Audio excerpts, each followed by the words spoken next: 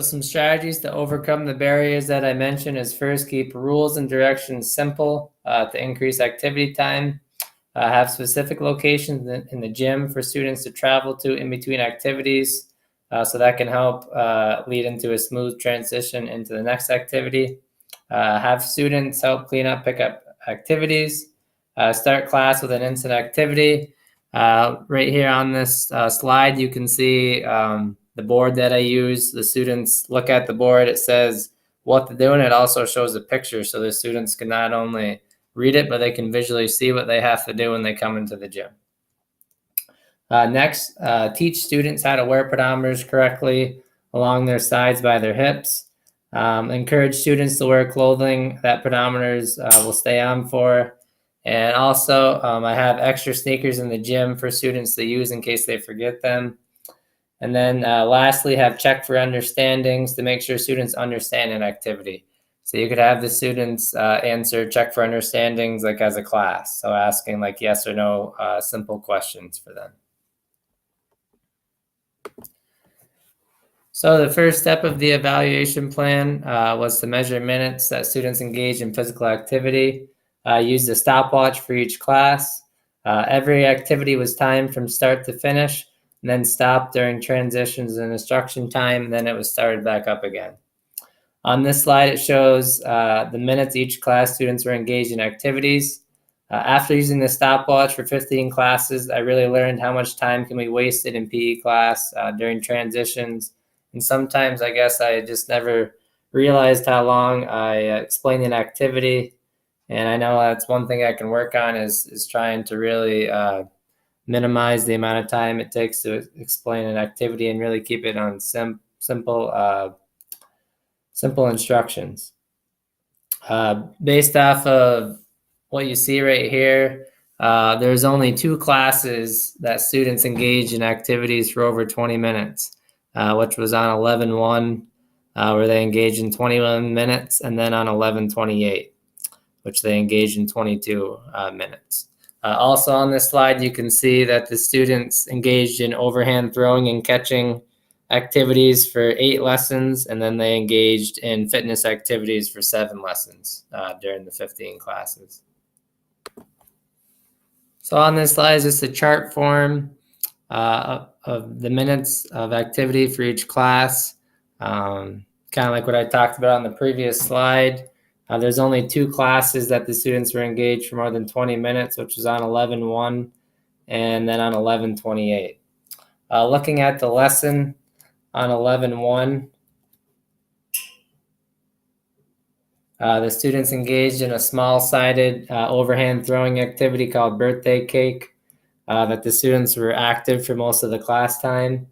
And then on 11-28, the students engaged in a cardio endurance lesson plan where they saw how many laps they could get around the gym, either walking, jogging, or running. And then in that lesson, the students were engaged for 22 minutes. And then on the graph as well, you can see that our low date was on 10-22, which had 13 minutes of physical activity, which really isn't as much as I wanted during that lesson. The main part of the evaluation plan was the pedometers, like I've talked about before. For each class, each of the 15 lessons, the students wore pedometers. And at the end of each class, I recorded their steps by putting it down on a piece of paper. And then afterward, I converted their steps into steps per minute by taking the students' total steps and dividing it by the total minutes of class, which is 40 minutes. On this chart, it shows that the class average steps per minute for each class. And the 2 highest step days were on 11-1 and 11-28, which were also the days that the students were engaged in the most minutes of activity. On 11-1, they had 55 steps per minute. And then on 11-28, they had 52 steps per minute. And then the lowest day was on 10-16, which was 22 steps per minute. When you compare the data that I got from Scrubs in 2005 and a study done on elementary students in grades 3rd through 4th, they averaged 58 to 61 steps per minute, which was for vigorous to moderate to vigorous physical activity for at least 33% of class time. And my highest average was 55 steps per minute, which shows that the students were not engaged in activity even for moderate to vigorous levels of 33% of class time.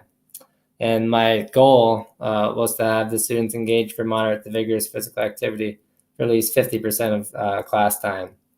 So the data basically shows that my goal wasn't reached. I didn't get students to be active for 50% of class time in moderate to vigorous physical activity levels.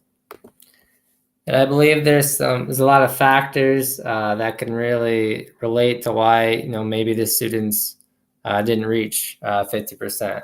The first thing is I noticed at times students weren't wearing pedometers correctly, and I had to correct them.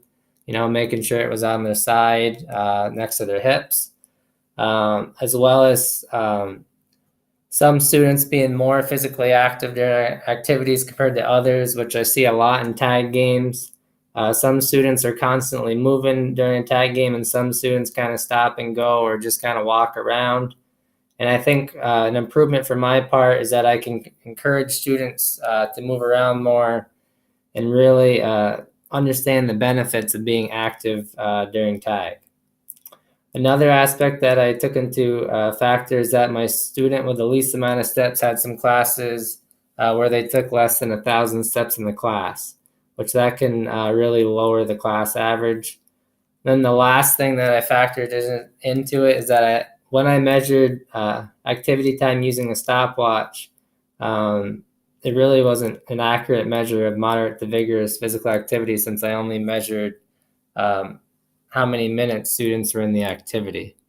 I didn't really chart, during the activity, looking around, scanning the class. I only measured, the students are playing tag for 3 minutes, and I stopped the timer, and that was that. I wasn't really being consciously aware of every student and how active they were during it. So the last part of the evaluation process was using a SAM form that you can see right on this slide. It stands for Simple Activity Measurement. I had 3 classes in which the SAM form was used. Like I mentioned before, the athletic director came in one time. The form right there on the slide shows the SAM form that the AD used. And then also I had 2 times where the TA came in from the high school. And basically what the SAM form does is it measures levels of physical activity by scanning the class every minute, and then you record the overall class's level of activity. So like low activity 0 to 3, moderate activity 4 to 7, and then vigorous 8 to 10. So an example of low activity would be sitting or standing, which is a 1 and a 2. And then a 3 is like slow walking or static stretching. And then a 4 is like a brisk walk. A 5 is a fast walk. 6 is like skipping or galloping. A 7 is a light jog. And then an 8 is a medium jog or jump rope. A 9 is a run. And a 10 is a sprint. And the SAM form I got from another study that was done by grad students. They used this form, and basically they determined that the SAM form is an accurate way to measure levels of moderate to vigorous physical activity. So during the evaluation, when my athletic director, Ms. Kilcullen, came in, she only had 12 minutes of moderate to vigorous physical activity during her lesson using the SAM form. And when the TA came in from the high school, on 11/5, he got 16 minutes of moderate to vigorous physical activity that he recorded. And then on 11/26, the students engaged in 14 minutes of moderate to vigorous physical activity. So basically the conclusion, I learned that I obviously I didn't reach my goal. I only had 2 classes where the students were engaged in activity for 20 minutes. But during those classes, I don't know how accurate the step counting was with the pedometers. I actually found a pedometer, which is on this slide, that actually measures levels of moderate to vigorous physical activity, which is located, you can buy them on gopher.com. They're pretty pricey, so if I did want to get them down the road to kind of do a more accurate measurement of levels of moderate to vigorous physical activity, I'd probably have to get a grant for it. So basically, what I learned is it's a challenge to get the students to be active for 50% of the time. During the courses, I learned that it's important to not just rush over directions to get the students moving, and that it's still important to provide meaningful instruction so that students fully understand the activities and can learn the content. I did learn some strategies, such as having the students walk and talk at the end of the class for check for understanding, which keeps the students moving while engaging in conversations about content in the lesson. I also learned about some instant activities, using those at the beginning of class, which are a great way to help the students to be more active, especially at the beginning. In the past, I used to have students come in and sit down, and I'd take attendance and then go over what we were going to do for the day and then explain the first activity. So students were really sitting for like 5 minutes at the beginning of class. And now, the students come in and they got a quick activity, something to kind of look forward to get them moving. In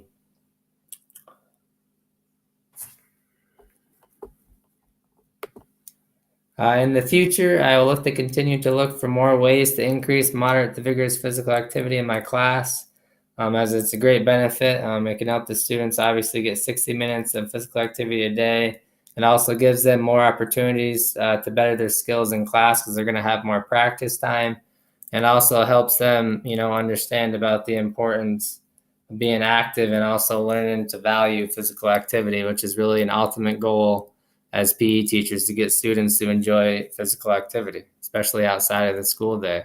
So if students are having, the time in PE class to be active for a lot of it, and get the practice their skills, then they're going to be more likely to hopefully engage in those activities or similar activities outside of the school day.